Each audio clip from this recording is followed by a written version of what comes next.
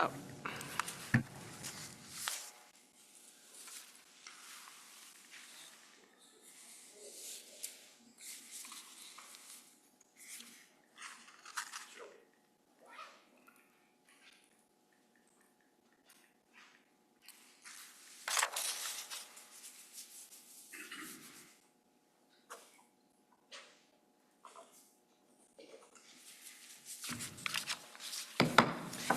Good evening and welcome to Lower Frederick Township's Board of Supervisors General Meeting. Let's all rise for the Pledge of Allegiance.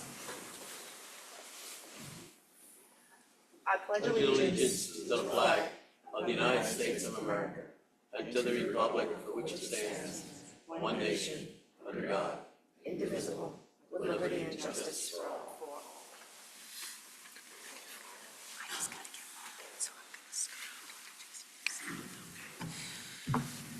Okay. We had an executive session this evening prior to our meeting, discuss real estate and legal matters. All the members of the board are present and accounted for, including our staff, township manager, solicitor, engineer, and our chief of police, Brian Cass. Township meetings are recorded for the purpose of preparing the minutes, and the recording is destroyed after the minutes are approved. The meeting will be posted on the township YouTube channel. The link can be found on the Board of Supervisors page on the township website. It is requested that all persons wishing to speak before the board shall state their name, address, and the subject matter upon which they wish to speak for the record. In the interest of facilitating the business of the board, all persons addressing the board shall be limited to 3 minutes unless the time is extended by the chair for good cause. Individuals are requested to remain in their seats and to respect when other persons are speaking. The Board of Supervisors will provide a reasonable opportunity for citizens to comment on any non-agenda items after all agenda items have been addressed, but prior to the adjournment of the public meeting. So first up on our agenda this evening, under administrative actions, Jason? The June 3rd minutes. Okay. Did anyone have any questions about the meeting minutes? Okay, is there a motion to approve them? Chuck Yeiser will make that motion. Supervisor Yeiser makes the motion. Is there a second? I'll second. Supervisor Hexter makes the second. All of those favors say aye. Aye. Aye. Okay, meeting minutes passed unanimously. Next is the treasurer's report. Jason? Okay, so the September Treasurer's Report highlights we received the final FEMA release from the state for Hurricane Ida in the amount of $30,238. This was deposited into the sewer fund. We also received our state pension aid, $55,500, and our foreign fire relief tax of $37,468 from the state. These are pass-through revenue line items, as the pension aid was paid to the police pension fund, and foreign fire relief tax was paid to the Lower Frederick Fire Company.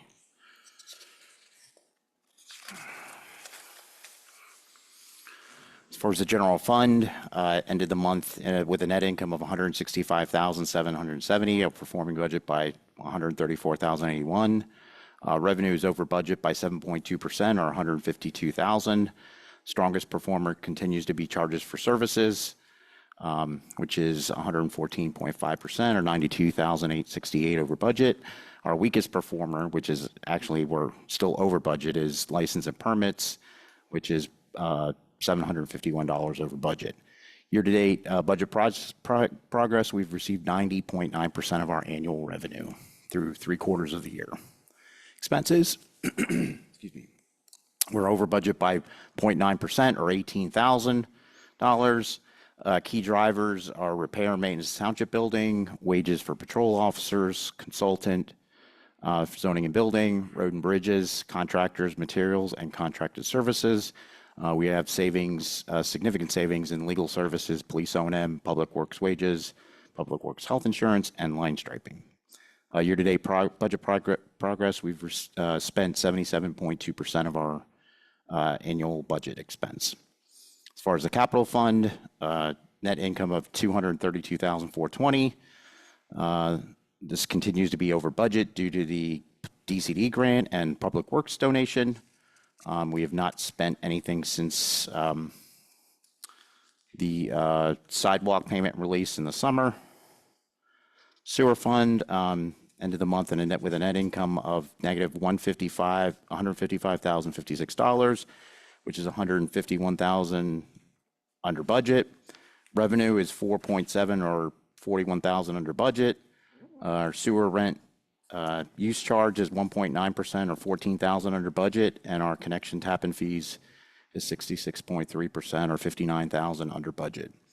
Expenses were 12% or 110,000 over budget, broadly across multiple line items with utilities, supply chemicals, and most significantly, the transfer to sewer capital from tapping fees being the most significant.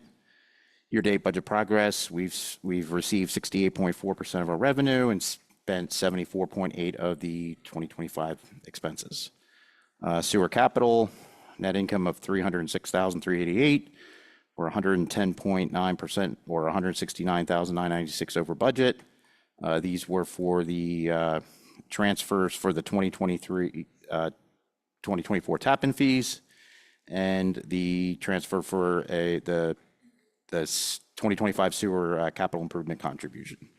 Expenses so far to date have been 16,000 for the Ziegler Road sewer extension planning. Liquid Fuels has net income of negative 17,820, exceeding budget by 52,716. Revenue is over budget by $7,048.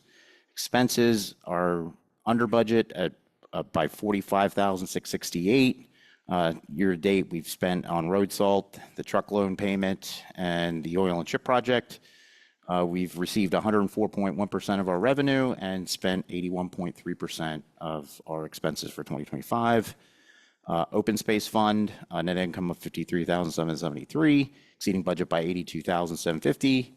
We're over budget for revenue by 6,761, and expenses were under budget by 75,000. This is primarily for an easement, conservation easement that's not happened yet. Available funds is 358,877, which excludes allocations for a Federal Highlands grant for conservation easement. We received 79.1% of our revenue and spent 25.8% of expenses. And ARPA COVID relief, we spent 125,774. We have one project remaining, which is the generator hookup, which has been completed. We just have to have the startup, and the ARPA COVID relief fund should be zero within a month or so. Any questions on the September Treasury report?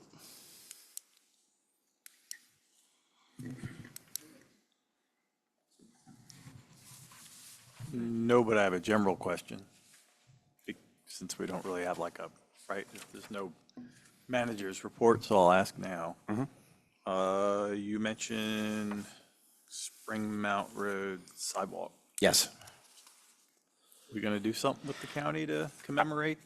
I reached out to the county. I have to circle back with their response. They're certainly open to doing something for that sidewalk project.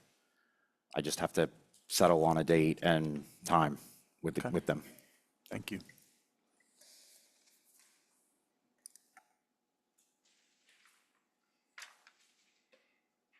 Okay, next on our agenda this evening is the payment of bills for August 30th to October 3rd of 2025. From the general fund, it was $196,848.24. The general capital fund for $1,026.20. Sewer fund, $26,553.33. And the sewer capital fund for $9,293.50. Does anyone have any questions? Would someone like a motion to pay the bills? I'll make that motion. Can I have a second? I'll second. Supervisor Hexter seconds. All of those in favor say aye. Aye. Aye. Aye. Okay, payment of the bills passes unanimously. Next is our professional staff reports. Engineers report? Thank you. The items in my report are informational this evening. First, an update on the Melbourne Hill project. Following a meeting with the police chief, the township manager, and myself, Toll Brothers set barricades across the site entrance to discourage trespass into the Melbourne Hill development. A chain between the barricades can be unlocked by a code known to emergency services if necessary. Home construction continues at Farmview Estates, the development on Little Road. And the Gentera development at 225 Big Road, we reviewed plans and reports for this 30-lot subdivision. It's located on Big Road opposite the middle school. After a meeting with the developer and his engineer, the developer requested to be removed from the September agenda of the Planning Commission. They intend to revise and resubmit plans shortly. The Artisan plans, or the Landis tract, plans were resubmitted in late August and a review issued in late September. This is the tract of land that spans 3 municipalities, Perkiomen, Schwenksville, and Lower Frederick. The project is expected to be on the agenda of the October 16th meeting of the Township Planning Commission. Older news, Arcadia Station development, 7 trees were replaced last week, which concludes the developer's obligation for street trees along roads that are owned by the HOA. Trees in Open Space A, which would be the ones along Zieglerville Road, they remain under maintenance bond guarantee through next summer. The township holds an MS4 permit. That's for the municipal separate storm sewer system. It's a permit that requires the township to take steps to reduce water pollutants and stormwater. The annual MS4 report was prepared and filed with DEP during the month of September as required by permit. We provided support recently for the Public Works Department. They did a great job of repairing the Simmons Road Bridge over the Goshenhoppen Creek. So this is a bridge that is regularly inspected by PennDOT, and PennDOT identified it as structurally deficient due to the condition of the concrete superstructure. The concrete was spalling and reinforcing bars were exposed and accumulating rust. The township staff built a wooden deck inside the bridge as a working platform. This also served to capture any materials and prevent debris from entering the stream. They worked in difficult, cramped conditions to remove all the loose and spalling materials and old material patches from the underside of that bridge structure. They power washed all the surfaces, a bonding agent with anti-corrosion coating was applied, and then the spalled areas were repaired with layers of polymer modified mortar. The entire underside of the bridge was then sealed with a penetrating sealer and water repellent. Some additional patches were made on the outside face of the bridge and surface pavement cracks sealed to reduce water intrusion from above. Well, why am I telling you all this? I want to say that Public Works staff did an incredible job on this project, and most importantly, saved the township the high cost of replacing this bridge for many years. Lastly, I wanted to talk briefly about pavement surface treatments, because last month we discussed the appeal of the finished surface of Gerloff Road between Big Road and Yerger Road. That's where a microsurfacing coat was added over the chip-sealed road. So allow me to briefly share some cost-benefit information to inform the board. A double layer of chip seal is the treatment that was bid and awarded. The costs for that are $3.33 a square yard. Application of chip seal followed by microsurfacing is called cape seal. And the current cost of that work in this area is $12 per square yard. So I provided the board a chart at the end of this report that lists common pavement preservation techniques approved by PennDOT and their relative costs. I will be happy to discuss this at future meetings if requested by the board. Those are all the items in my report this evening. That the remainder are repeat information from previous reports or individual property grading permits. So I'll stop there unless there's anything else the board would like me to share this evening. So there are barriers across the Melbourne Hill development. What does that mean? Does that mean they're taking a break? They're taking a long break? They are having issues with trespassers? What does that mean? So the project construction is indefinitely paused. They did, as we know from previous meetings, about $2.4 million of site work out there, and then they paused before they started building any homes. We don't know when they'll start again. We don't have that date from Toll Brothers. The township had received complaints about trespassers on that property from some of the neighboring properties. So we had been in touch with Toll about making sure that they restricted access and posted no trespassing signs. We were very grateful to have the support of the police chief for some of those meetings to talk about the best way to accomplish this. So that's the reason that's the reason there are no trespassing signs across the entrances. And we thank Toll for working with us on that. That certainly helps the neighbors and helps the police to do their job. And we just don't know when they will start back up again. That's going to be up to Toll. I do have a couple questions. In reference to Farmview, do we know when they'll begin the construction of the trail down to the Scioto? Well, as you probably know, the paved trail between Coble Park and the development is done. I have seen plans from Van Cleef Engineering for the trail down to the Scioto. I do not have a specific date from them at this point as to when they're making that submission to DEP for the stream crossing. I know there has been some communication between the two developments, but I don't have any fixed information for you at this point, except to share that I've seen plans and it is moving slowly forward.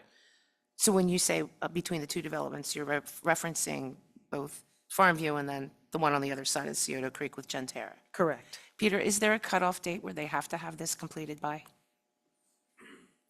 I do not believe so, but we Okay. do have a separate development agreement and we have separate escrow. Right. So if it gets to a point where we're like, do it, and they don't, we can take that money and do it ourselves. Okay. I strongly suspect they've been waiting for Gentera to, move forward, because obviously it'd make much more sense and be probably much more cost efficient for the two developers, which are required by our approvals to work together and putting the trail in, to actually work together, put the trail in, instead of having one do it one year, the next one do it the next year. No, I believe your suspicions are correct. Thank you. And the Meng Road study, I think Bob, when did you start working on the low pressure alternative for that, for the Meng Road study? The low pressure? Okay. Okay. Okay. And then I wish I had seen your write-up for those alternatives, because I wanted to maybe reach out and be like, could you take a project that we've already done recently, that we chipped and sealed, and then break it out in cost for each one of those options? I mean, I don't know what would be involved in that, but to actually see this is what it cost us to chip and seal, this is what it cost us to do this, so that we would have something lined up that gives everyone a visual on what the cost would be.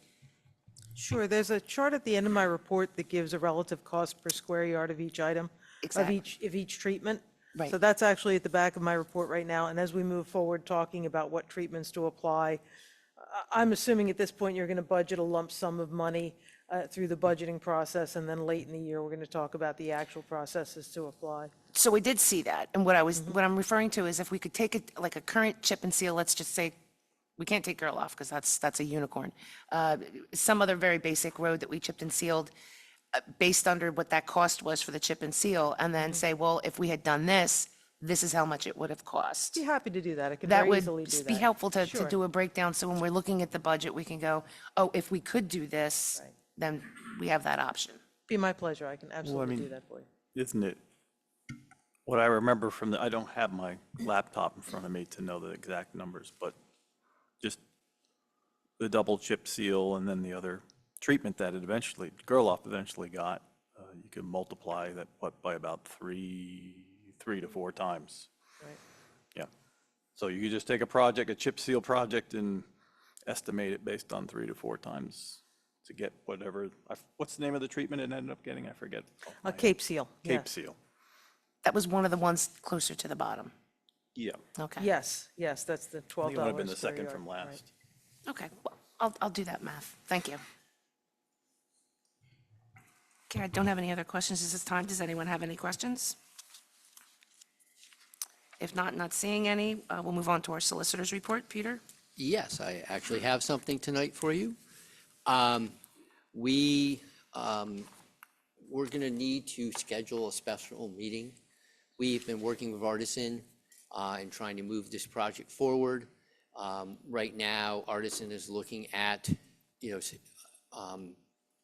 the October Planning Commission to be reviewed by the Planning Commission, and then is hoping that this board will consider their plan in November. And that's what they've been pushing for. That's what we've been working with them on. The problem is they fail to give us an extension to November. So our current extension runs out at the end of this week. We need to have a special meeting in case they do not grant us another extension. So I need to actually Jason really needs to understand when on Thursday or Friday can we schedule this special meeting in case we do not get an extension from Artisan. We need at least 3 of you there. It should not be a long meeting if we have to hold it, but it does need to be advertised and it would be open to the public. And we also need to let Artisan know when it is. So if they wish to show up, they can show up. Okay, so the turnaround for the advertising would allow us to do it as soon as Thursday, if not Friday. Yes, if the legal notice is prepared. So Jason just needs to contact the newspaper first thing tomorrow morning and see, can they get it into Wednesday's newspaper? And if they can't get it into Wednesday, but today's Wednesday. Tomorrow's Wednesday. Today's Tuesday. Yeah, it has to be, Thursday. yeah. Yeah, so, yeah, it has to be Friday. I'm sorry, I'm mixing up my days. It has to be Friday. Okay, Friday for sure. Okay. Yeah. So, yeah, Jason will call first thing tomorrow morning, get it into Thursday's paper, which is the 24 hours notice that we need for a meeting on Friday. Okay, so I guess we'd be shooting for Friday, assuming that the developer doesn't come back and give us Correct. the extension that we need. Yeah. Jason will move forward with the advertising. We'll have it on Friday. Is there a preferred time for anyone? 6? 6 o'clock? So Friday at 6 o'clock, Township Building? Okay. Thank you very much. And Thank that's you. all. And most of us will Zoom into that, I assume. Like, not in-person meeting is the idea? One person has to be here. I'll be happy to come in. No, I was Yeah. going to say, I'll come down. And if I can, I'll make it down too. I'll be on Great. Zoom. You'll be on Zoom. Okay. So So the just- option's there for everybody. Just to be clear to the public, what we would be voting on Friday night, assuming we have to, is whether or not we just reject the plan. Okay? Yep. So if you're really excited about coming down, it's going to be like a 7.5-minute meeting. Yeah, right. It's gonna be fairly Or, quick. or quicker. And I guess our professionals can Zoom in too, so they don't have to come down on a Friday. Yeah. Okay. All right, Township staff reports. The police report. Thank you. For the month of September, we had 378 calls for service. We conducted 60 traffic stops, issued 50 traffic citations. We ran 30 traffic details throughout the township. Some key notes for the past month: we have several open investigations. Can't discuss them at this time because of confidentiality. As we work through these investigations and any criminal arrests are made, we will provide the board the information regarding that. I attended the Randy Meads and Associates Seminar for Fair, Impartial, and Biased Street Policing. This training was focused on avoiding perception of bias as a law enforcement officer, using self-awareness and self-examination to avoid bias when applying legal, ethical, and moral obligations. Police Department is excited to host the Trunk or Treat on October 19th from 12 to 3. Information is on the Township Facebook page. If anyone has a specific inquiry, you can reach Officer Lauer by phone or email. All members of the Police Department will be attending Advanced De-Escalation and Trauma Comprehension Training. Some of the key areas of this training will be understanding trauma and how it affects individuals and communities, trauma-informed approaches, which will provide strategic strategies to enhance de-escalation, as well as vicarious trauma and resilience, post-traumatic growth, which is going to provide officers tools on how to manage the impact of trauma and prevent symptoms of PTSD for themselves. PTSD is post-traumatic stress disorder. Officer Nark attended Crash Investigation School, which was sponsored by Institute for Law Enforcement Education. And in the packet provided to the board are 3 sets of speed data First one is Little Road, Steiner Way. Average speed was 37.09 miles per hour. The next packet is 100 block of Goshen Road. Average speed was 27.52 miles per hour. And then we also had a sign set in the area of 27 Smith Road with average speed of 30.77 miles per hour. And that is my report for the month, and I'd be happy to answer any questions you may have. I have none. Does anyone have any questions for Chief? Yeah, I do. I noticed that, I think it was on the township Facebook page, there's a memo about micro-mobility through the township.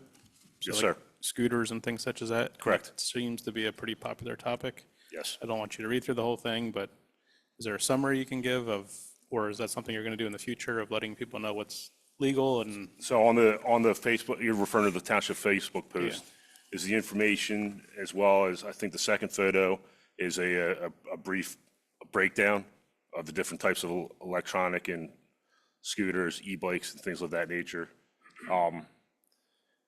The best, just overall, if you have a question, call a member of the police department and we can answer your specific question. But I can sure print more of those flyers out and make them available for people if they're interested. But it's it's broken down on a diagram. I don't have a copy of it with me. Is this the diagram from PennDOT? Yes. Yeah, that's a good one. There's also a very interesting article in the Inquirer, end of last week, beginning of this week, about the use of these vehicles on bike paths and sidewalks and, some of the dangers they pose. I will say, Lower Frederick has been pretty lucky up to this point that we haven't had many complaints, but as everything else, we're starting to slowly get them.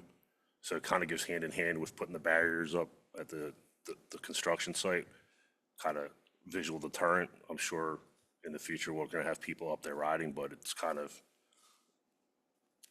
coupling everything together and trying to get ahead of this before it really becomes a problem. I know with the trail, we've received complaints, as Peter was referencing.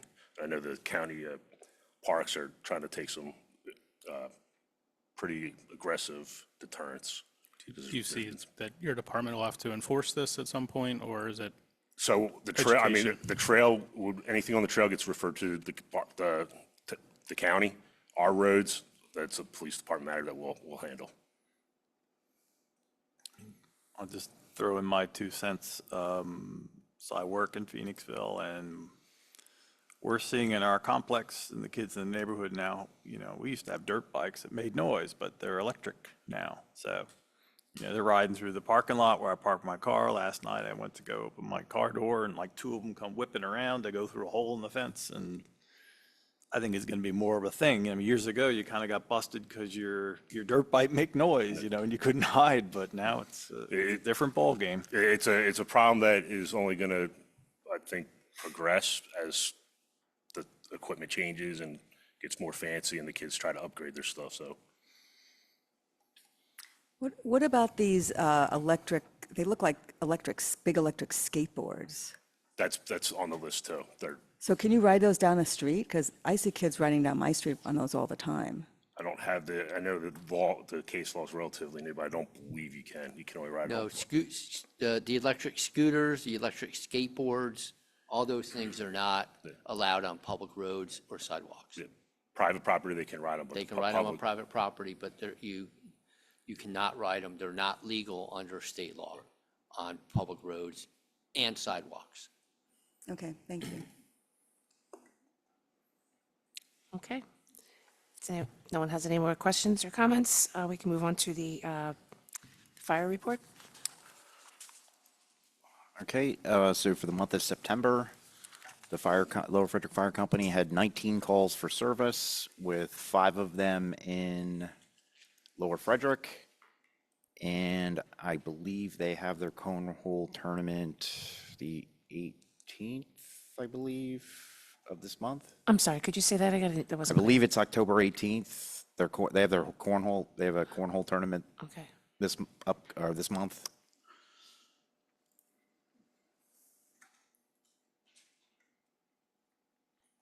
That's all we have? Okay. The next report is for the ambulance. No ambulance report. Okay, no ambulance report. Public Works.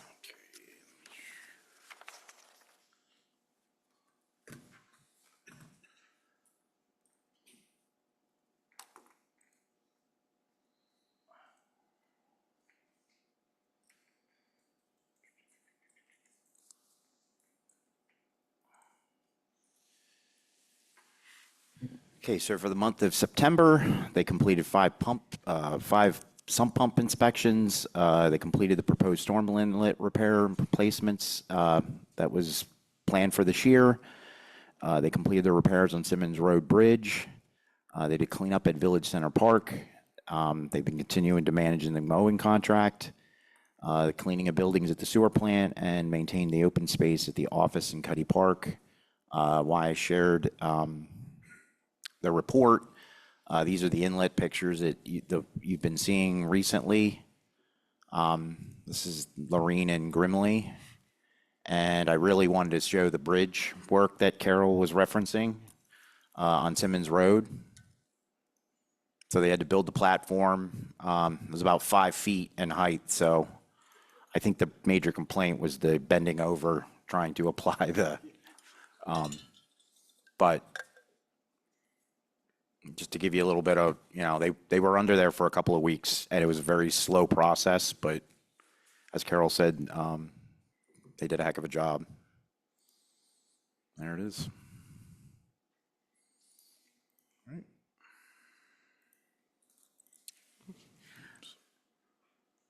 Is that it for the report? Yes. Okay. We can do the sewer. I think we could maybe just skip to, let's do the zoning, and then we can take Bob for the sewer report.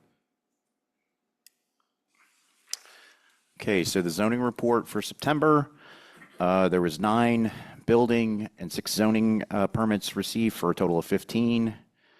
They approved 9 building and 6 zoning for a total of 15.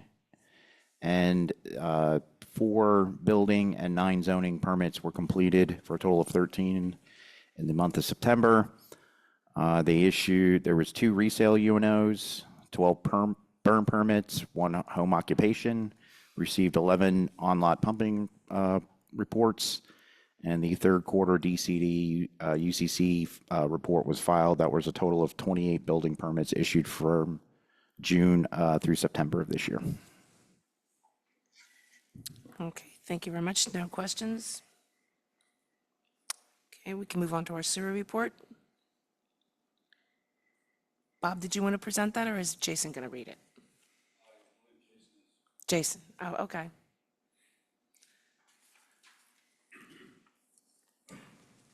Okay, so this is for the month of September.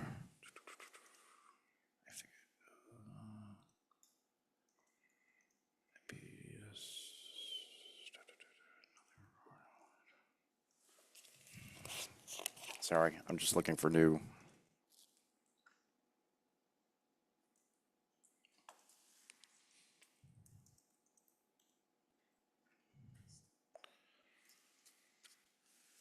One of the newer things would be which is on the agenda for tonight, would be the little road connection.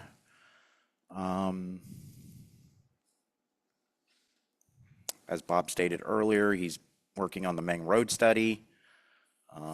He did complete, or another thing on the agenda is the Zieglerville Road pressure sewer discussion, cost estimate.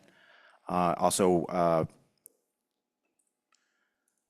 regarding the Gentera subdivision, had a meeting with the new engineer to discuss the sewer for this project.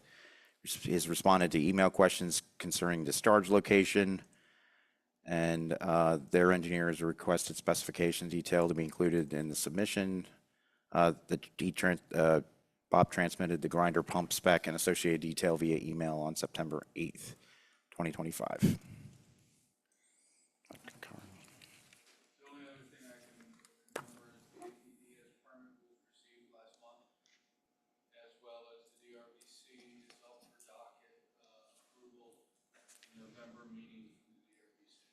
Could you explain what that is specifically? I know it's the Delaware River, or the DRBC duck.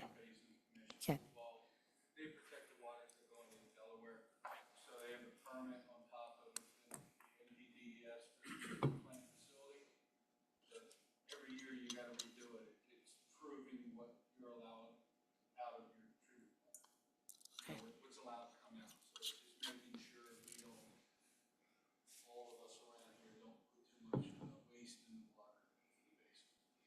So they look for a report annually.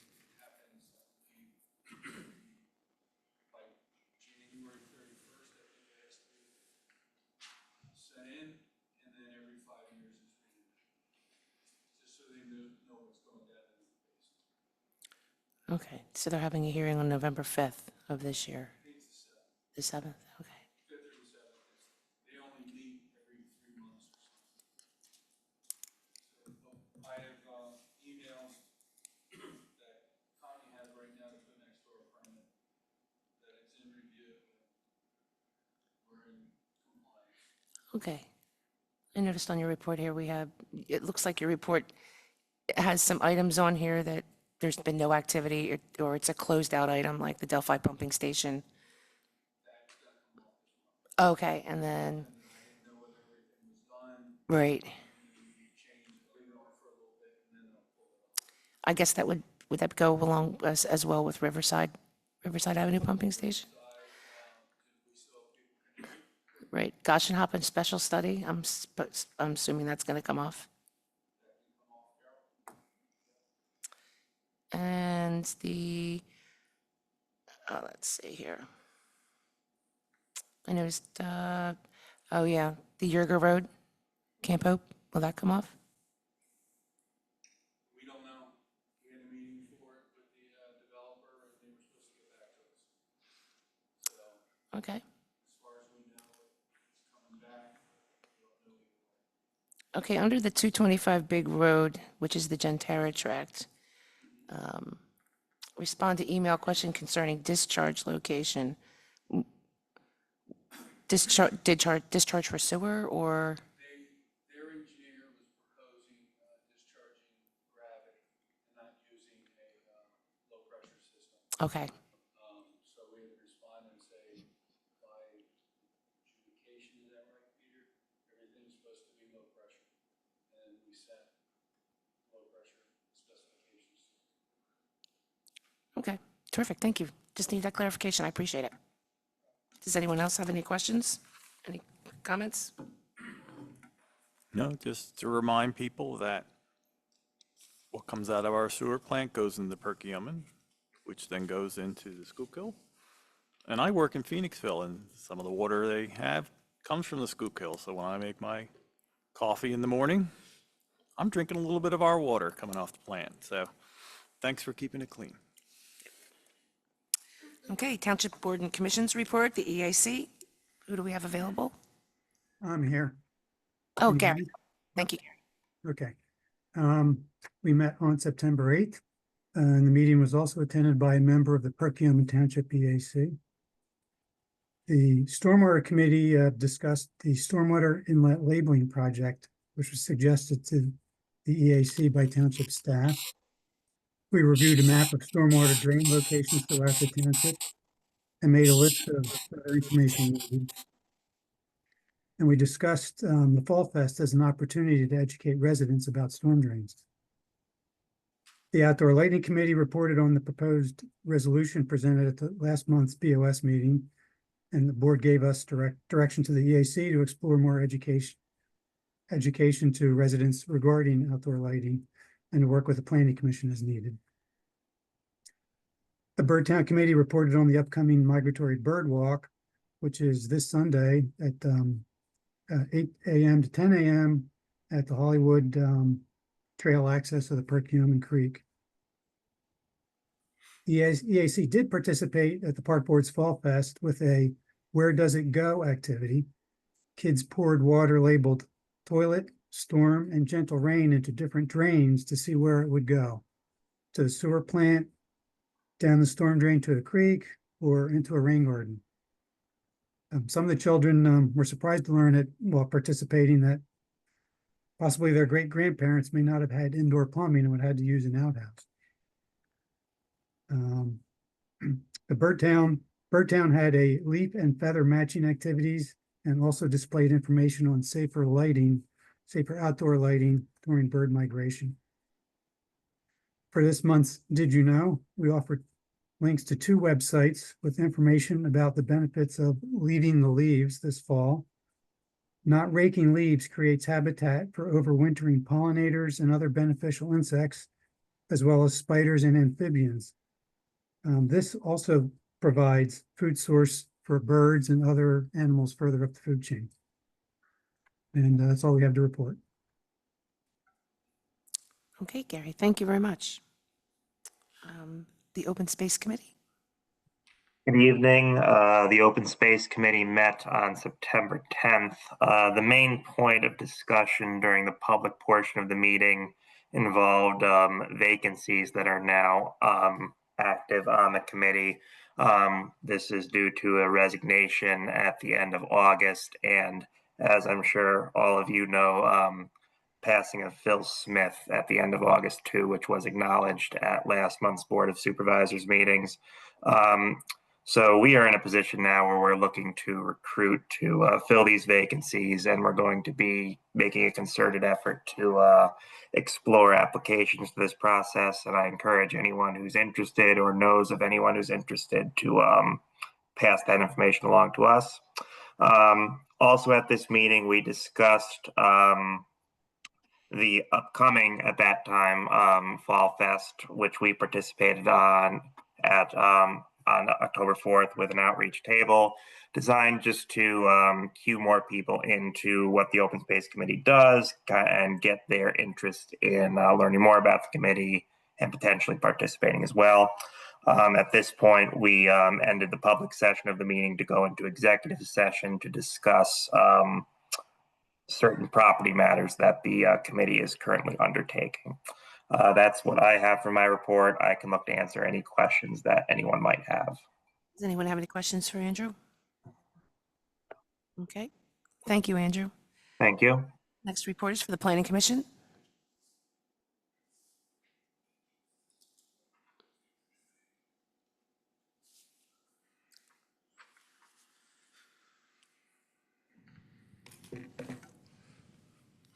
Yes, I'll give a short report from our Planning Commission meeting on September 18th. As you all know, Phil Smith was a longtime member of our Planning Commission for many, many years, over 25 that I know of, and served as a secretary. We opened our meeting a little bit different. The fact that our chairman, Greg Posius, led us in a little bit of a prayer session, and then we went into a few moments of silent reflection about Phil's service. Also, after that, we opened the meeting, and an interim appointment as secretary was taken over by Crystal Gilchrist only for an interim period of time, and she will take over for that.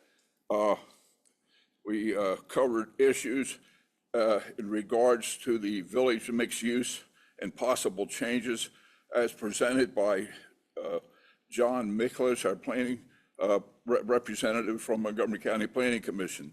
We'll talk more about that, and you'll get more information about what we covered at our meeting, when our minutes are done. All right, that's my report. Okay, thank you, Ernie. I appreciate that. Okay, Parks and Rec Board. Katie. Hello. So first of all, we just wanted to say a big thank you to Public Works crew for tackling the weed beds over at Village Center Park, and then they also planted the replacement trees. So thank you to them for doing that. Their hard work's very much appreciated by the Parks and Rec Board. Just a quick update on our community survey. We now have 178 respondents, which is up 23 from last month. We are expecting more respondents to come in because we did have Fall Fest, and we're going to be having the QR code at Trunk or Treat. We'll be closing it after Trunk or Treat. Then we're going to sit down, go through all of the data, and put it in a presentable format. First, we'll present it to Parks and Rec Board, and then we'll go ahead and bring it to the Board of Supervisors so you can see what the responses were. September events, we had a lot, September and early October. Movie on the Mountain, we did have to do the rain date, and it was a beautiful night for that. And we had a really good turnout, even though it was the rain date, which was great. We've already heard about the Fall Festival from a couple people. It was our biggest one yet. We probably had about 400 people based on the estimate from our fire police. And then we had a much larger group of vendors this year and activities, and it was a big success. And then thank you, Marla and Noel, for volunteering, and then thank you, Terry, for the hayride. So thanks, guys. Community art, we did combine community art with Fall Fest. We weren't able to finish the fence, so we are working with Melissa on potential other dates to get that finished and at least get the part that was done, cleaned up a little bit, and then also sealed, so we're good for the winter. Upcoming events, this Saturday, we have book club. It's our final book club of the season, and we're going to be reading Far and Away by Amy Popple. Then we have 2 Perkiomen Pacers walks coming up. The first one has already been brought up October 12th at the Hollywood Trailhead. And then October 17th, we have Grave Tales, which is going to start at 6:30, and it's at Old Goshenhoppen Reformed Church Cemetery. There is a cost associated to this one. It's $10 for adults and then $8 for seniors and students. We are asking that people get there around 6:15 so we can kind of gather as a group. This isn't our event. We're just kind of tagging along with the Goshenhoppen Church. We'll be participating in Trunk or Treat. And then finally, our fundraising working group is planning a winter event. So stay tuned for details at the next meeting. Any questions? No, but I wanted to tell you how fabulous the Fall Fest was. Thank you. It's the And- best one that we've had so far. The vendors were terrific. I was really happy that you had a lot of first timers. Yeah. People that, this is the first time I've ever come out and done something, so it was very well put together. Thank you so much for all your hard work. Thanks. And Becky gets a lot of kudos for that because she did all of the organizing spreadsheets, getting the vendors, suppliers. It was a team effort, but she really led the group. So, Okay. Yeah, and a lot of people walked up there from the Springmount area, so that sidewalk was really helpful. perfect. Okay, we can move on to our regular business. First on our agendas this evening is sewer, Zieglerville Road Low Pressure Sanitary Sewer Plan discussion.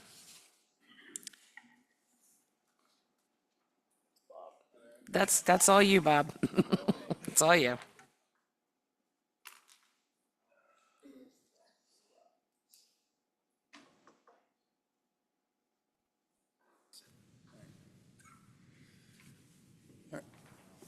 Oh, yeah, there you go. As you know, we had a surveyor out there. We surveyed the plan.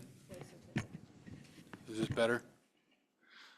We surveyed the road recently. We have a preliminary plan we delivered to the township for review. A couple weeks ago, we were out there, maybe a month ago, the boring contractor was out there taking holes on the northbound side of Zieglerville Road. We just got the report last week, the end of last week. Basically, the report says that we're going to hit bedrock between 3.8 feet and 9 feet. The average sewer depth is 4. So luckily, we're going to skirt the top of it for most of it, but we will have to use some sort of mechanical hammers to dig in through in a portion.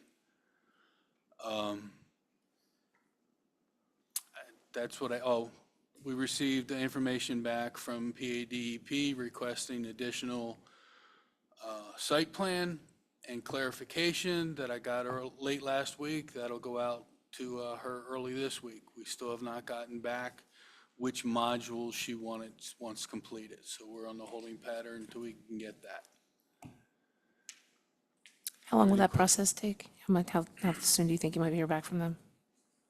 Once we know what they're due, we have ones we suspect and almost know we're going to have to do prepped. So as long as she doesn't throw something strange at us, we should be able to turn it around really fast.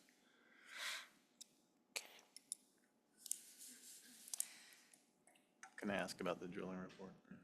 So with the boring report, you mentioned that there were some areas where the depth to rock was less than 4 feet. Correct. Actually, Can you- one boring, it was 3.8. I mean, was that occurring in random spots over the length, or was that all kind of in one area where the minimum depth was? Well, that is the minimum. I understand, but Then they went down then at 1.9 feet that they get refusal. It goes up and down. We don't know what happens between them. Where we bore is what we get. So it appears that right around that 3.9 bore, I forget which number it is, 2 or 3 each direction, we're skirting and we find the bedrock. Then the bedrock goes down, I believe, the higher you get up the hill. So, we don't know exactly how it goes. We know for 6 feet along the road, we're going to hit it here and here. Right. Yeah. No, I guess I was just asking I don't know how many bores did they do? 9, I think it Yeah, was, okay. And that spanned from the top of Zieglerville all the way down. all the way down. Okay.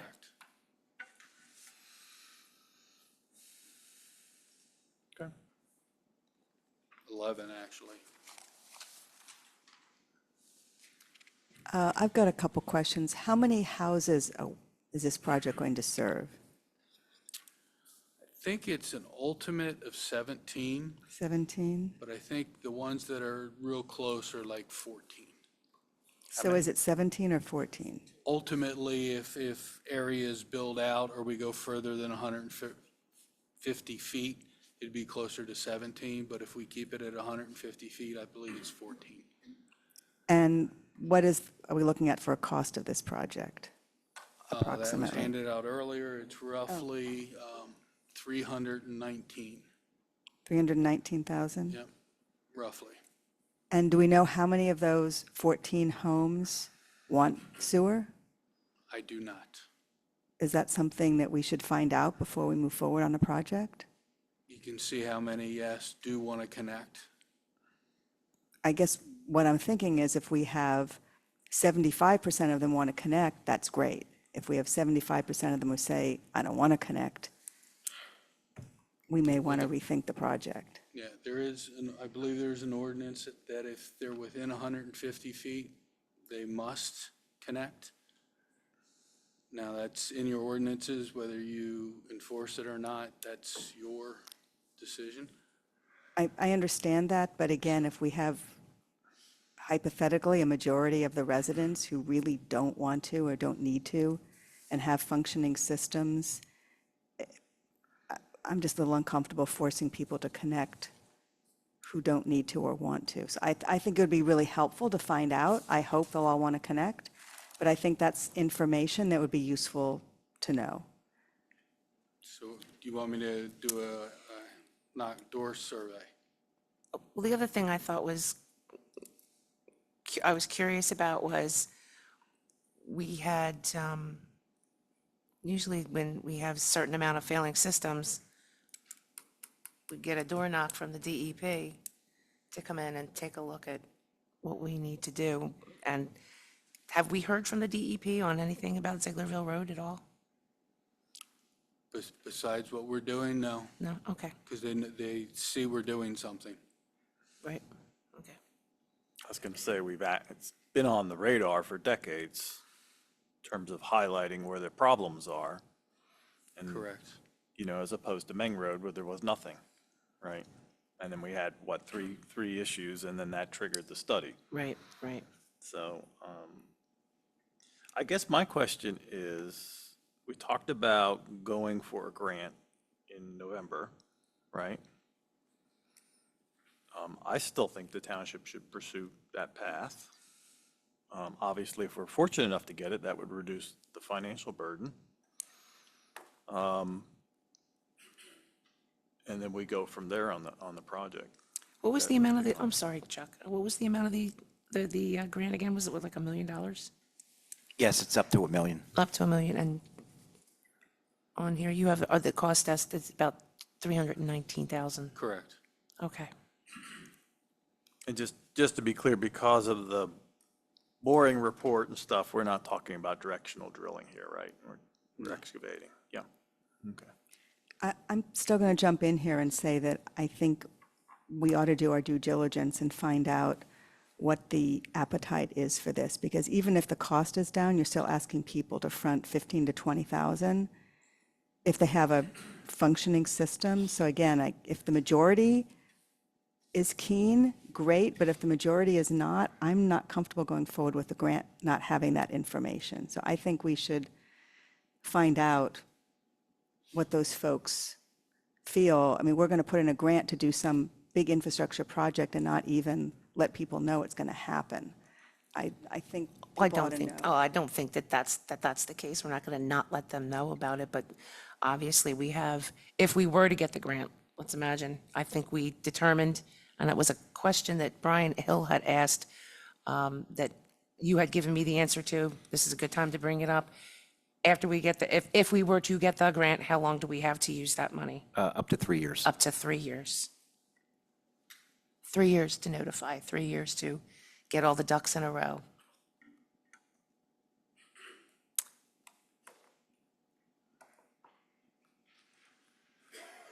Does anybody else have any questions or comments on this?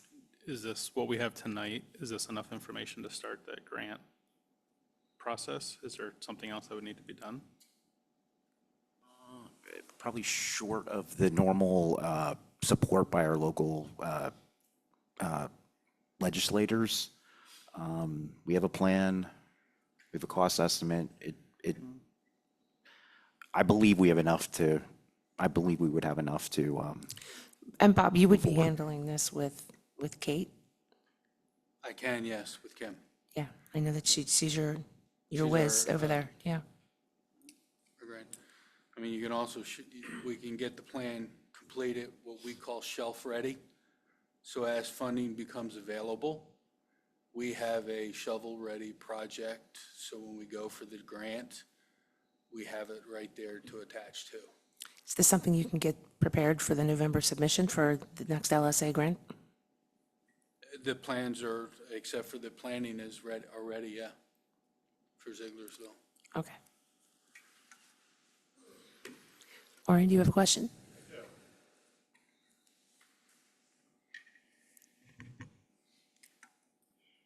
Warren Jacobs, Fulmer Road. Bob, you said that our ordinance says that you're required to hook up within 150 feet unless we choose to not enforce that.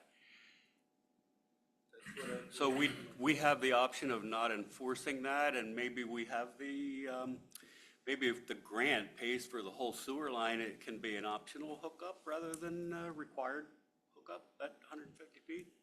Is that possible? That's a lower question.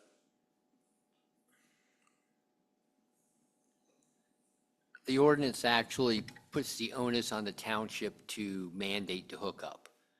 So if the township does not mandate to hook up, the requirement does not apply. Does that answer your question? Trying to wrap my head around what Peter just said. It's not automatic. We have to send a letter saying hook up. If we don't send a letter saying hook up, you don't have to hook up. So basically, we can not. Correct. In order, what you're saying is because the grant is paying for all the infrastructure, we're not taking out a loan that needs to be paid back. We don't have to mandate anyone to hook in or not. Correct? That's what I was wondering, yeah. Okay. Okay, I believe we have a question on Zoom. Brian? Yes, hi, good evening. This is Brian Hill, 11 Zieglerville Road. Nicole, thank you for being a support of this. Marla, I'd ask you to stop talking. Every time you speak on this topic, you've known this has been a problem for Zieglerville Road. You have been against this from the very beginning. I never heard you speak poorly against the Riverside or Babington project that was $2 million.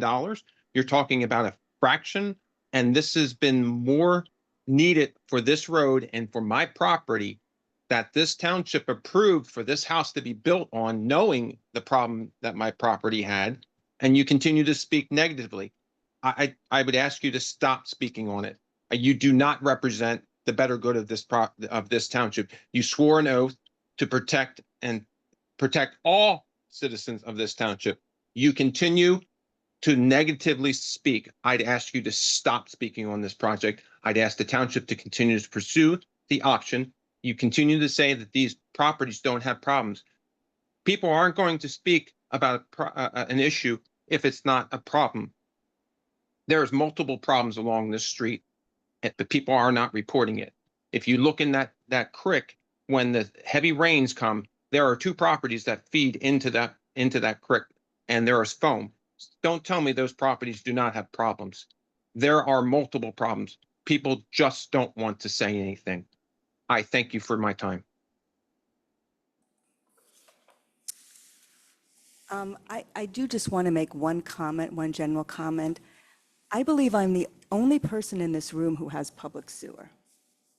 I'm certainly the only person on the board. You have public sewer? Oh, great. So there's one other person.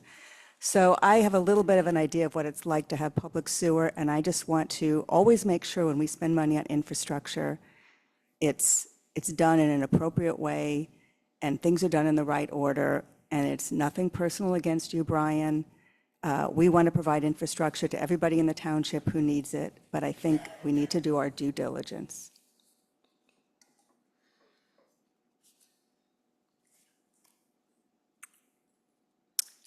Okay, Diane, did you want to make a comment? Yes, thank you for bringing up this topic. In our Act 537 plan, this is the next sewer project we are trying to solve in our township. So I think we have talked about this for a while. I think it's awesome that we could get an LSA grant. That application is due by November 30th, and maybe Jason or someone or Bob, you can check out. I think that the township board has to make a resolution that you would then attach to the application. So if there would be something for the board to do. 319,000 sounds like a pretty good deal to me.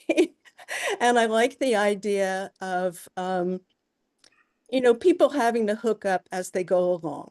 I have no clue what's happening on people's properties.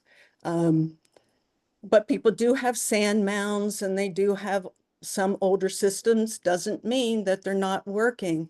But if they go to sell their home, they might want to be able to offer a buyer, look, you can get an EDU and hook up. It's ready to go.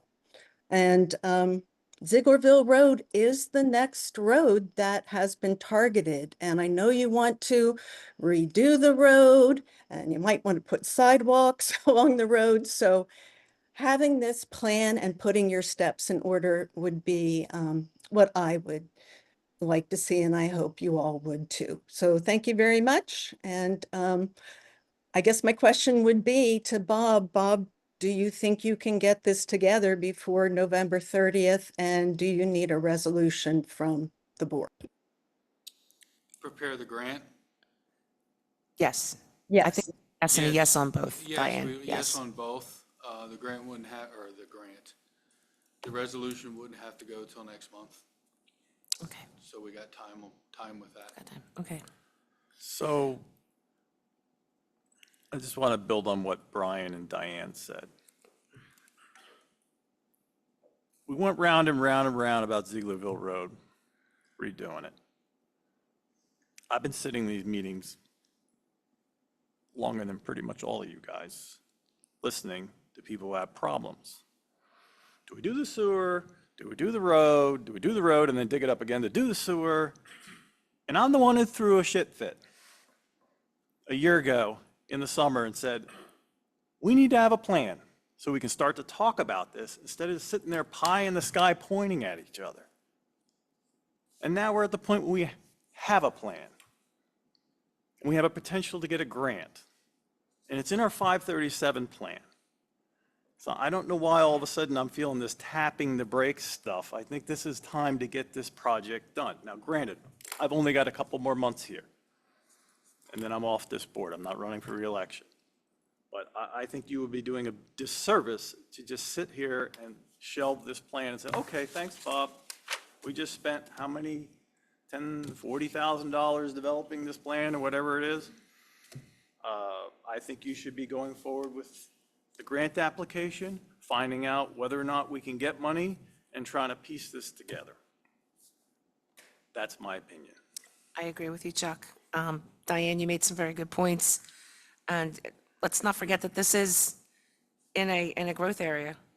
It's not like it's out like out in the boonies where everybody has, on lot or septic systems. This is in an area that's eventually going to get sewered, and we have the ability to get the grant. I think this is a positive, and there's some details that need to be worked out, but I think it's a good idea to move forward. Does anyone have any other questions or concerns? Any comments? Okay, so how would we like to wrap this up? We'll do a resolution the beginning of November. Are we going to be shall we task Mr. Preston with getting the grant documentation together? Yes, because that's going to be money spent, so. Yes. Bob, do you have any sense of what it may cost? If you I'd could- have to go back and talk to Kim and Joe. So, yeah, if you want to put a no more than on, or just you could realistically Do just you have authorize. a roundabout ballpark idea? I wish I did. I would be speaking out of turn. I do the engineering part, Kim does the grant parts. So I couldn't even. Well, at this point, we're moving forward with it. I don't think we should be,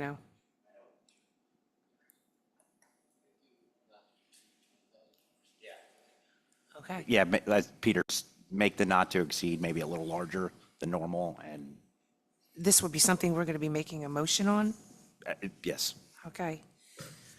All right, so I guess the motion will be to have HydroTerra move forward with gathering the final documentation together for a grant application to be submitted at the end of November for an LSA grant in an amount not to exceed $20,000. Does anyone want to add to that motion? Have I forgotten anything? I'm going to ask him, our engineer, do we need to include some time for you in there, Carol? How does that work? Okay. Okay. Yeah. I'll second the motion. I'll first the motion. Oh, okay. I'm sorry. First, I'll second. I'll first the motion. Supervisor Yiser will second the motion. All of those in favor, say aye. Aye. Aye. Aye. Motion passes unanimously. Thank you. Thank you. Double that. You're welcome, guys. Thank you.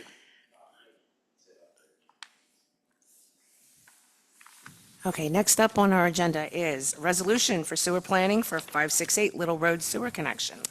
Okay, so this is for a project that was in front of the board, I believe in the spring.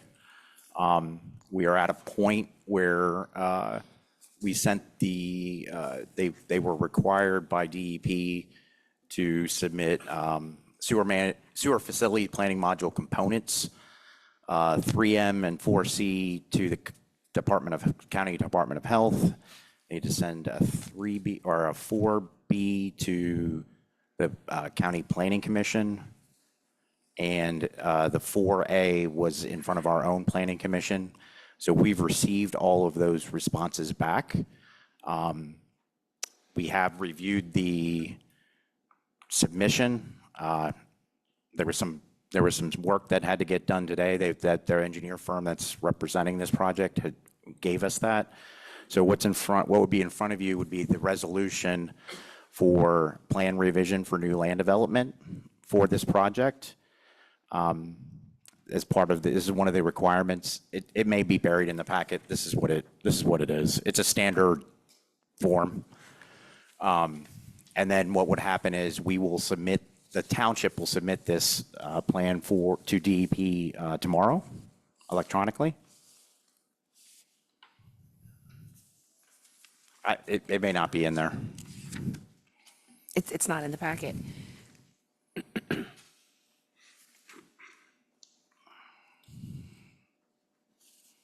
Is it something you can pull up or put up, or just pass it down so we can at least take a look at it? Yeah. Yeah. It's the standard DEP form.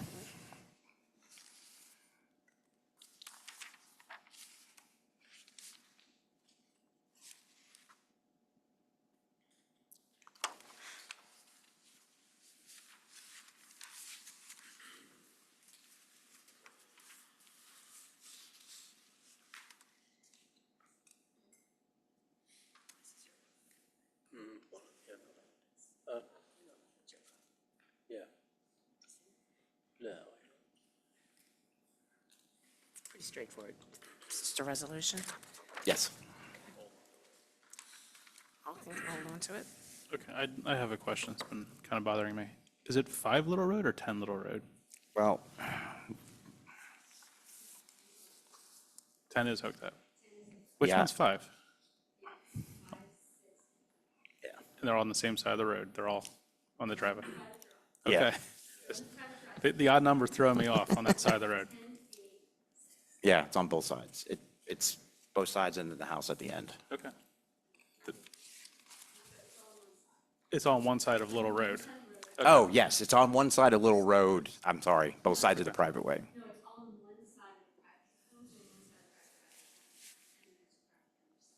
Okay.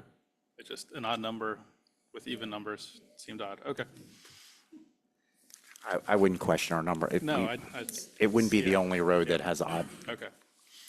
So forgive me, we haven't passed a resolution in a long time, so I'm really not quite, It would be Familiar. 2025 R-21. okay, because I don't have a, Yeah, I apologize. okay, so what is it? It's 2025 R-21. 21. So we're making a motion. Yes? Yes. Making a motion to pass the resolution for a planned revision for the Little Road sewer extension for 5, 7, and 8 Little Road? 5, I apologize, I'm sorry. 5, 6, and 8 with resolution number 2025R-21. Can I get a motion? I will abstain from this, I guess, because I'm involved in it. Okay, Supervisor Sachs is recusing himself.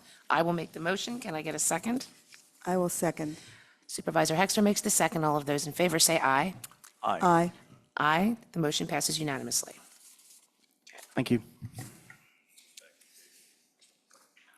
Next on our agenda this evening is zoning hearing board application for 229 Fulmer Road. Who would like to speak to that? Jason? Okay, so this hearing is scheduled for this upcoming Monday, October 13th, 2025. It's for the property on 229 Fulmer Road. Lisa Toback requests the following relief from the Lower Frederick Township zoning ordinance to facilitate the construction of an addition to a single-family resident within the township's R1 rural residential district. They are requesting a variance from ordinance 170-44.A8 to allow building coverage of the subject property beyond 5% of the total area, and variance from ordinance 170-44.8.10 to allow impervious surface coverage beyond 15% of the total area. Okay, before we dive into this real quick, Bob, you can leave if you want. You don't have to stay. Okay. You okay? Oh, okay. Oh, boy. Okay. All right, continue. I'm sorry. So that was it in a nutshell. Does anyone have any questions or comments in regards to this?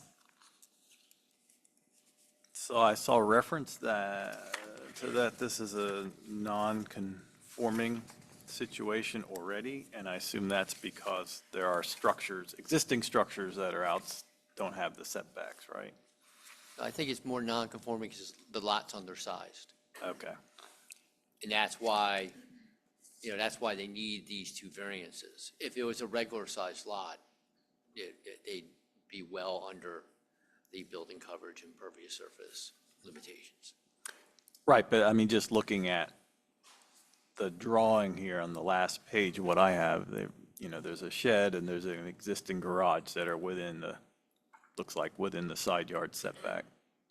In other words, too close to the property line. Not that really impacts this situation here. Okay. I'm sorry. How was the nonconformity? Was that when the zoning changed? Is that why it's nonconforming?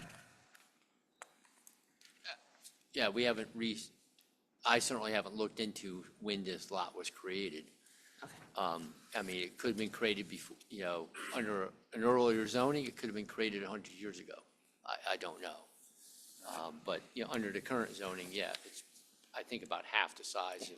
It was really just a curiosity question more than anything else, yeah.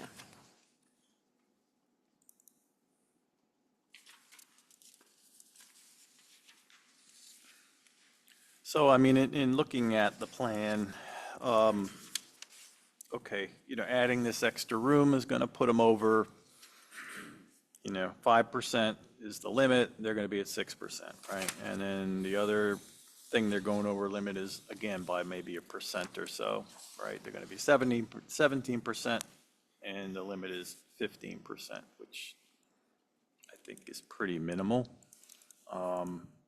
I personally don't have an issue with it, and in these situations, I would just say remain neutral and let the zoning hearing board, and if any neighbors have an issue, let them come out.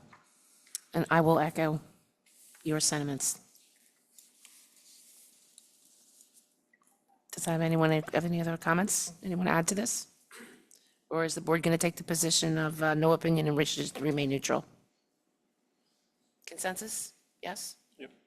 Okay. So the board is going to remain neutral, has no opinion. And we can move on to the next item on our agenda, I suppose. Correct? Okay.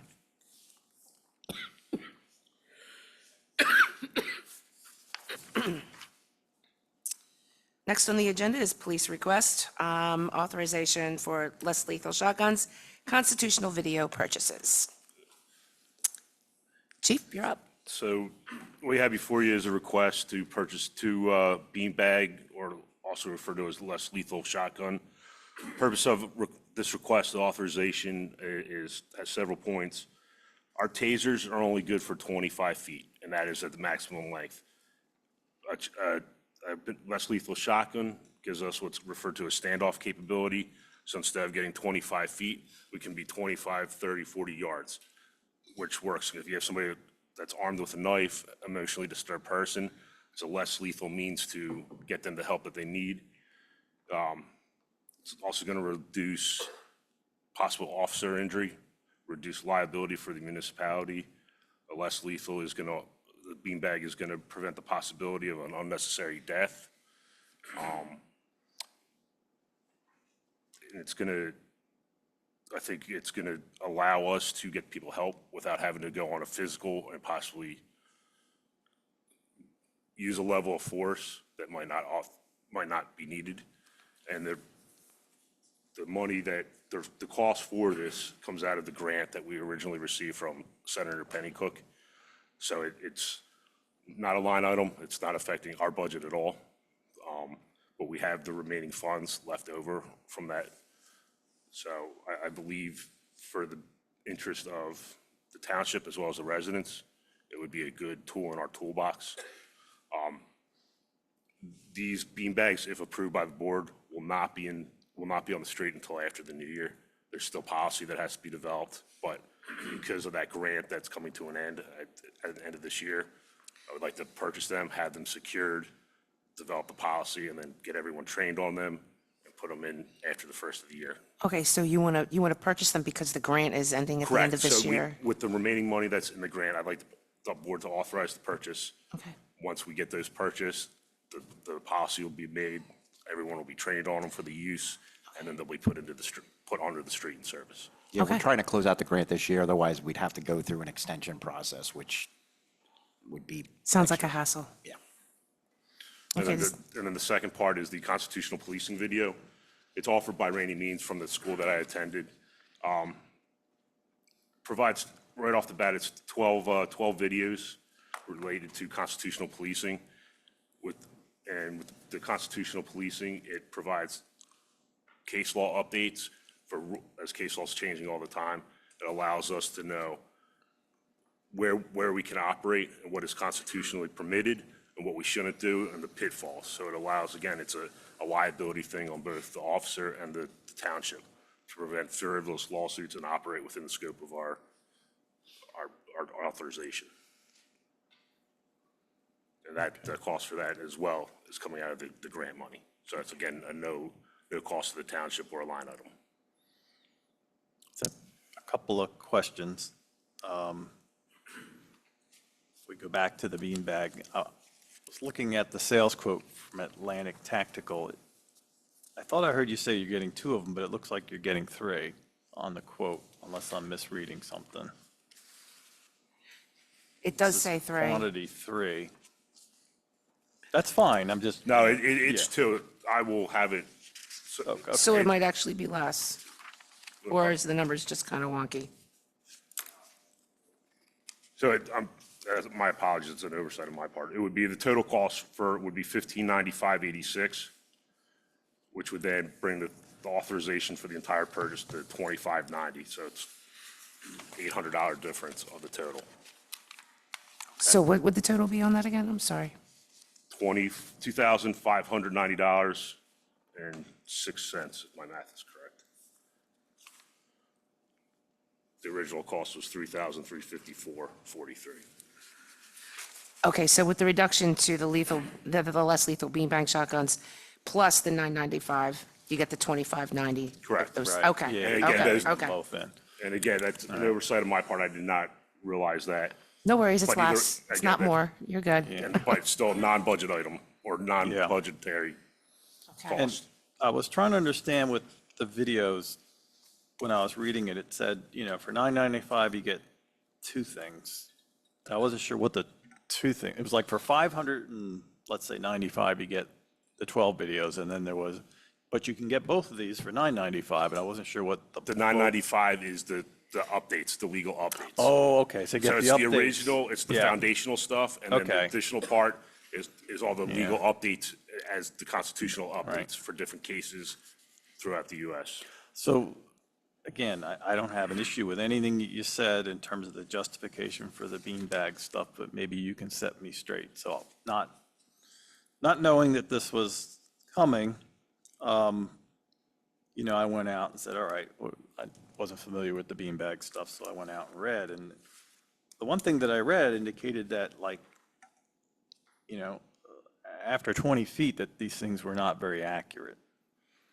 And maybe I'm reading the wrong thing, but I don't know what. So my understanding, it's shooting a 12 gauge beanbag. Right. And from everything that I've been told off other chiefs, Right. they are accurate. They're very accurate. Okay. I mean, it's just a matter, I would assume you'd be using this in closer proximity, So taser proximity primarily, so right? it'd be somewhere from where I would be sitting to like where the doorway is. Okay. And you will be getting training for this? Yes, it would be, the training would be done just like we do with our firearms, our taser. It would be yearly training. So you would get, I assume that means firing them, so you would get a sense. Oh, in the absolutely. training, like, okay, Yes. 'Cause Yeah, it's a full course of fire, full training, loaded on the. Right, but my point is, in reading that, if it isn't accurate and you do hit somebody in the head, you can kill them, and you can certainly blind them. Correct, but And I there's a know lot of things that can happen, so that was my concern, that's all. the training is based on the center mass of the body. Yep. Anywhere from the head, face, groin area. Yep, okay. Does anybody have any other questions or comments? No? Okay. Well, we have a motion before us this evening, and it's to authorize Chief Cass to purchase 2 Benelli less lethal beanbag shotguns and the Constitutional Policing video series for a total amount of $2,590.06. Can I get a motion? Is it 86 cents? 86 cents. It's 86 cents. Okay, let me start over. I move to authorize Chief Cass to purchase 2 Benelli least lethal beanbag shotguns and the Constitutional Policing video series for the total amount of $2,590.86. Can I get a motion? I will so move. Supervisor Hexter makes the motion. Can I get a second? I'll second it. Supervisor Sachs makes the second. All those in favor say aye. Aye. Aye. Aye. Aye. Okay, motion passes unanimously. Okay. We have a fire police request from St. Mary's Catholic School.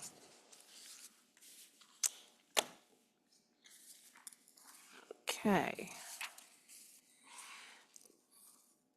I'll read the letter. I'm here, I'll do it now.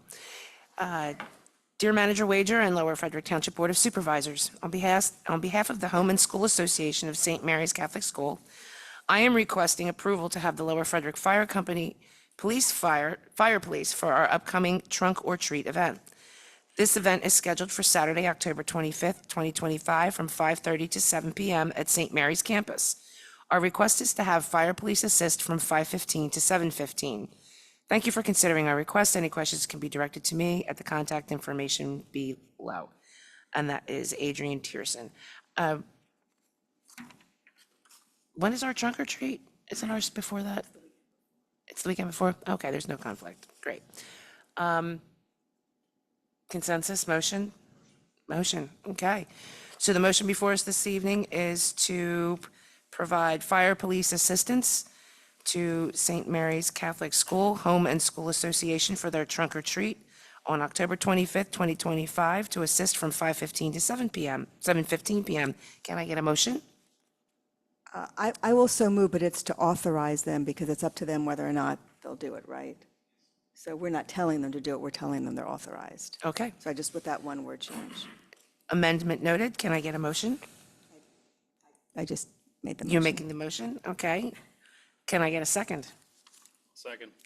Terry Bird, Supervisor Bird is giving the second. All those in favor say aye. Aye. Aye. Motion passes unanimously. And the last item on our agenda this evening is the fiscal year 2026 budget intro.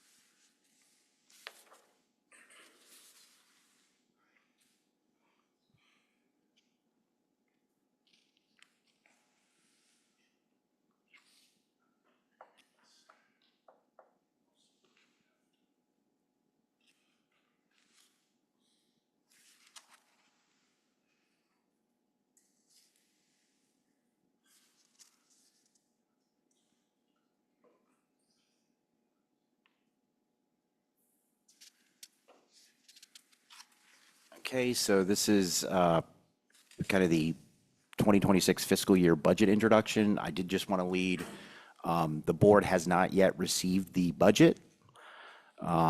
This is focused primarily on this year's projections and then what to expect during the 2026 fiscal year budget introduction. The board will be getting the budget tomorrow.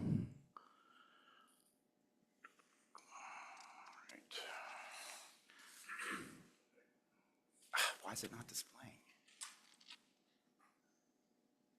All right. So I've lost.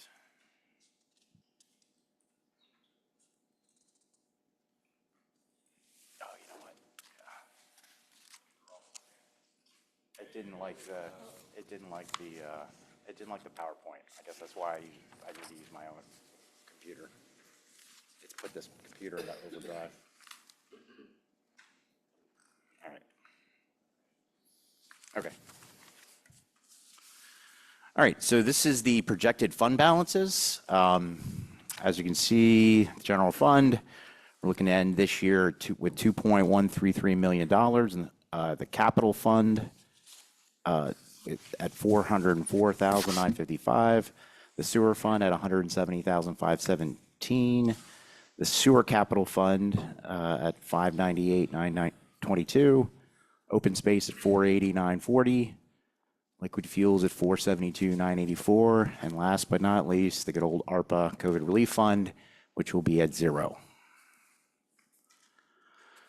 This is the general fund tax revenue per the 2025 budget. The budgeted number through 9/30. That doesn't match what I put. Real estate. We're projecting the end the year at $904,858, which would be above, which would be over budget. Real estate transfer, I'm projecting to be at the end of the year at 194,655, which would be over our 2025 budget. And I'm projecting the earned income tax at $1,060,200, which is just below our 2025 budget number. So far,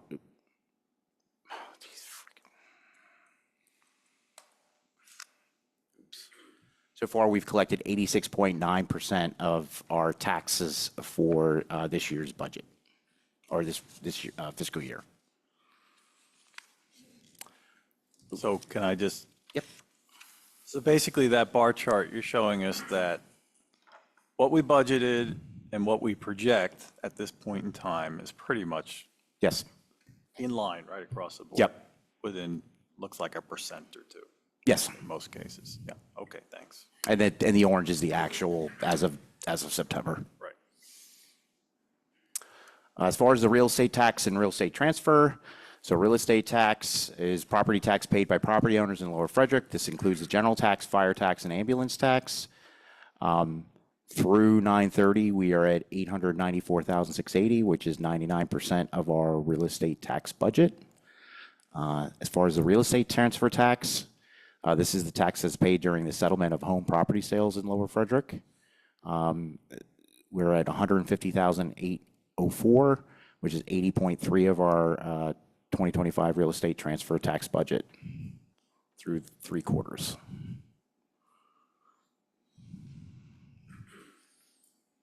Earned income tax.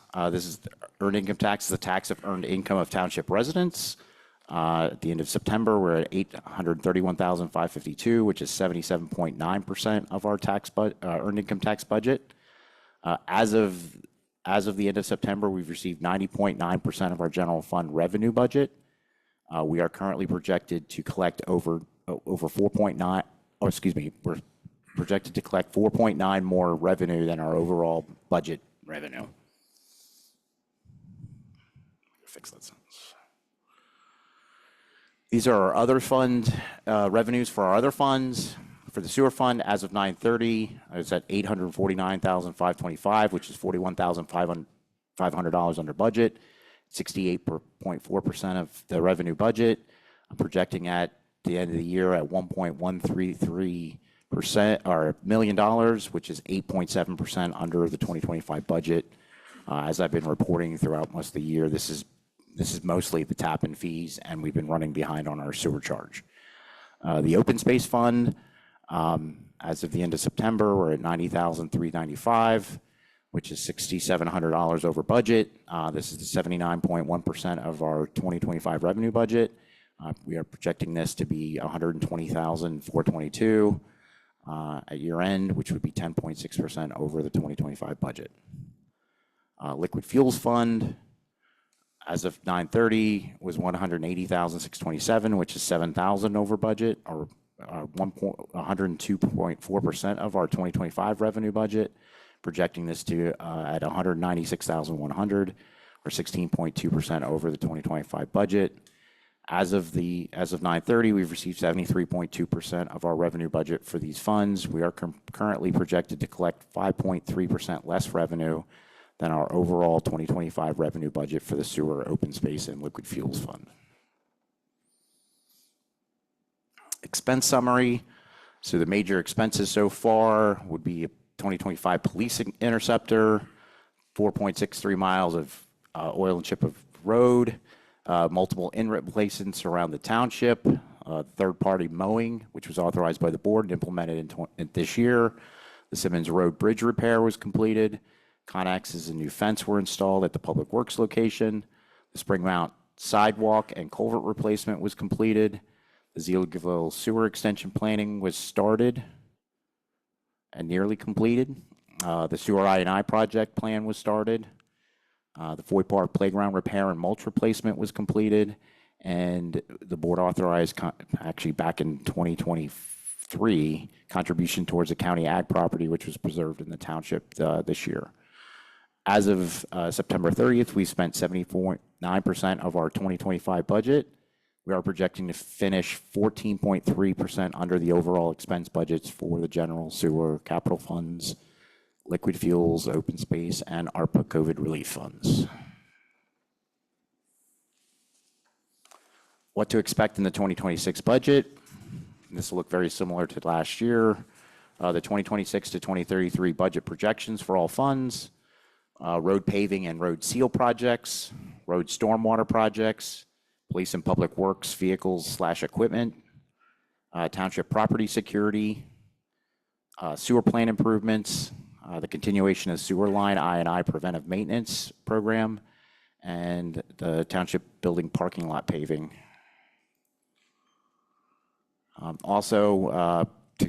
Potential deficit. We are expecting potential deficit budgets for both funds. Continued funding of the general and sewer fund CIPs and review of future projects to improve the township properties, and continued review of staffing and tools to support the growing community needs. This is our fiscal year budget timeline. It is somewhat aggressive, but very similar to what we were able to accomplish last year. So this is the introduction on October 7th. The board will receive the draft budget tomorrow, October 8th. And between the 14th and the 23rd, there'll be an information gathering with the Board of Supervisors. And then at our October 28th work session will be the actual fiscal year 2026 budget presentation. If that goes well, then at the November 5th meeting, we're looking for authorized to advertise the fiscal year 2026 budget, allowing the board to have some time to digest the 28th presentation. At November 6th, the budget would be available for public review at the township building and online. And then we would be looking for adoption on the December 2nd general meeting. This certainly is subject to change depending on how the discussions go. Any questions?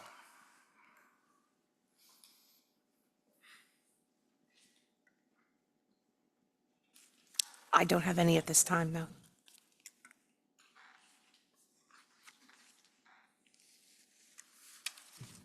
Just, if I remember correctly, right, November 5th is a Wednesday? Yes, so we at the beginning of the year before the. Just so people know, Wednesday, right, election day is Tuesday, so.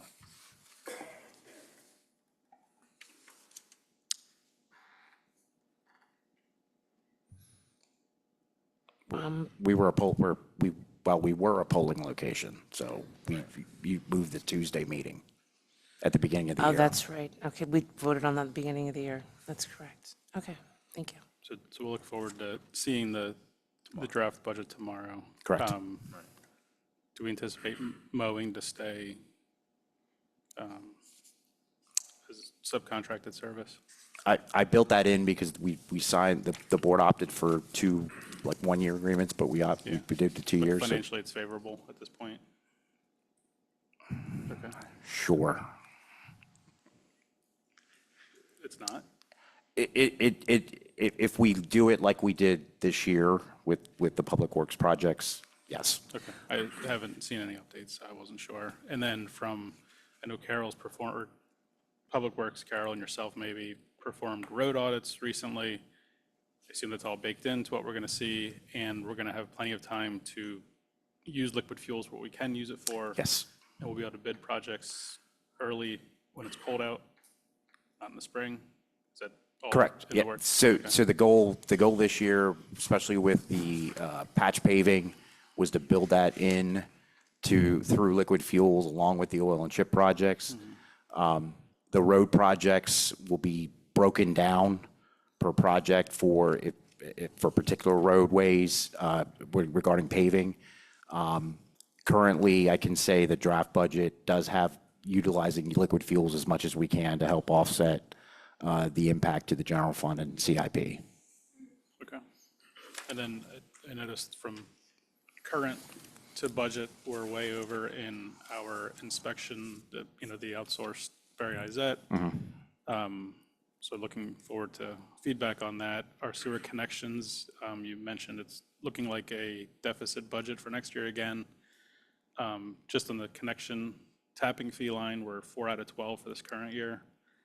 And if you could remind me, and maybe Carol might have to, from the Did Farmview pay for everything in advance? Farmview paid everything up Last front, year. which yes, so that's why we had so much, that's why the board authorized moving 50% of that transfer. That's why the sewer CIP is in the shape it's in. Okay. Melbourne, if they were to move forward on building houses, would have had to pay their tap and fees half up front, and then it'd been like 3,000 per household. So that was obviously built into this year's, which is why we're running behind on the tap and fees. It wasn't, well, that wasn't completely built in. No, I believe I did 17 and 18 between for each, and then kind of spread it out over a couple of years. Okay. Yeah, and that's, again, why when we do the revenue side, it's a very conservative on that part of it. We can't predict when developers are going to back out or come in, so. I'm much like we did with Gentera, I'm right now I will be proposing taking it out of the budget, so we're not relying on. Not even considering builders. it. Yeah. I mean, it's not a reoccurring. We have no idea because we have no revenue stream, idea. yeah. It could sit dormant, Yeah. So I'm going to be ultra conservative on it, and Okay. but I'll that'll be one of the things I'll look for your guys' direction if you want to put it in there or not. But certainly, I was not planning for next year, for sure. Okay. So final adoption, December 2nd, no special meetings. No special meetings. That's why we were able to do it last year, so I'm very confident. A lot of the focus will be, I think, in the capital projects, as kind of was promised when the board, when we kind of adopted the CIPs. So, Okay, thank you. Does anyone have any other questions?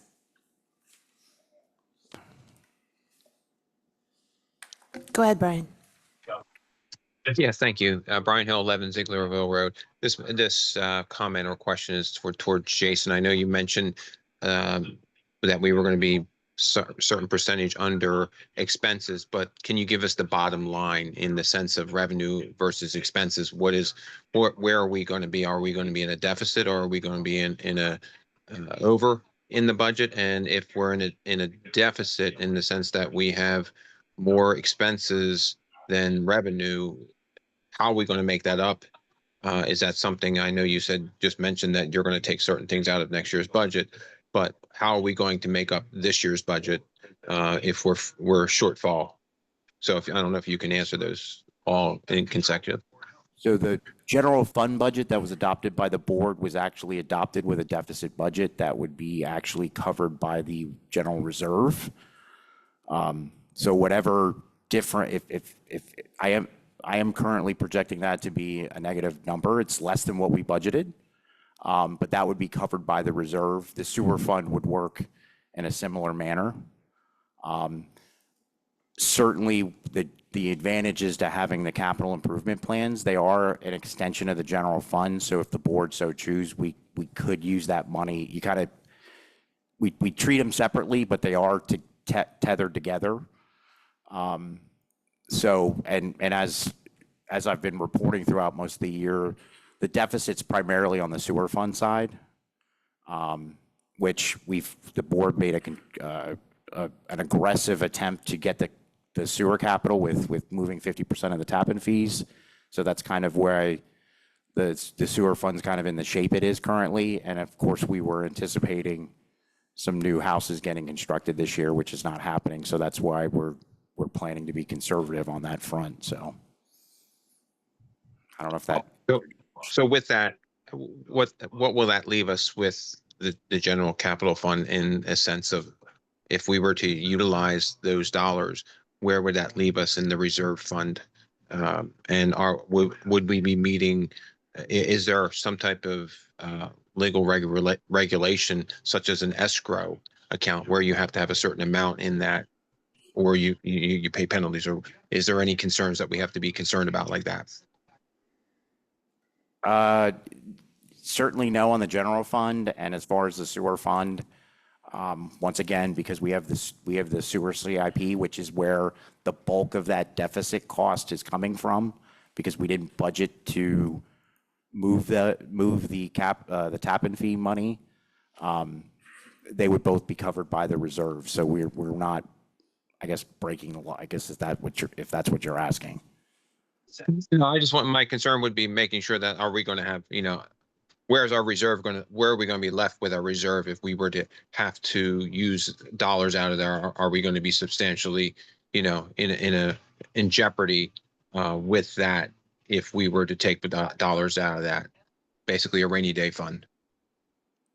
No. Like I said, we budgeted for a deficit budget for both funds. So that was anticipated with this year's budgets for both the sewer and the general fund. All right. Thank you. I appreciate it. Okay, well, we're officially into the public comment section of our meeting. Does anyone have any public comments? I just have a quick update. The fire company's cornhole tournament is this Saturday. Oh, it's this October Saturday. 11th, So, and then rain date is next Saturday. And they are looking for teams. So. okay, thank you. Yeah, no problem. I was pulling that out. Yeah. Okay, if I don't see any more public comment, is there any supervisor comment?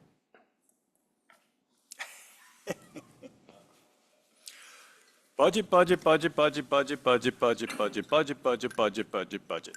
Still no state budget. But I know what senior living centers are visiting, and I know what Court of Honors they're doing, which I guess that's kind of important, but still no budget. And, now I'm hearing on the way home that, SEPTA's pulling out their 50-year-old fleet cars to be inspected because they've been catching on fire too much. So I won't even go in the federal government. We'll just leave it there. But no budget, but we will have a budget. Yes, we will have a budget. I do have a follow-up question for the park board's chair. And I wrote down the note and I forgot to follow up. I'll make this real quick because I want to wrap up the meeting. The VC Park. I haven't been through there in a while, so I have to apologize. I didn't know that they were doing anything. So what exactly did they do over there? I'm gonna have to get over and look at it. Yeah. Pam might be better to answer that. I can give a summary. I do see Pam's on there, but they basically, she is on mute, but they basically weeded it out, like got all of that stuff out. And then I know that Pam has also put together a plan for plants that we can plant next spring that are going to be a little bit easier to maintain. Okay, so the bed itself wasn't reduced. I don't know the answer to that, but I can get you the answer to Well, that. you know what? I'll give her a call. Okay, yeah, Okay. I just know that the Public Works team did the weeding for everything, but I'm not sure if they actually did the changes to the beds. No worries. I'll Yeah. follow up with Pam. Sorry about that. No, that's okay. Thanks. Yep. Go ahead, John. Did you want to speak to that now, Pam? I can. What we did was we had several of the large beds have been taken down because they were very weedy and very difficult to maintain. And we have a plan I just introduced to the park board yesterday of a planting plan for pollinator shrubs along the fence line, which will be much easier to maintain and be very nice there. The other thing we've done is we did replace some of the trees that died this week with replacement trees, some of the donor trees and some additional trees as well. So we've increased the diversity there in the park and also improved the canopy. And we're going to continue to work on the one upper pollinator bed, reduce it in size and also remove a lot of the invasive coneflower that's in there that's just taken over.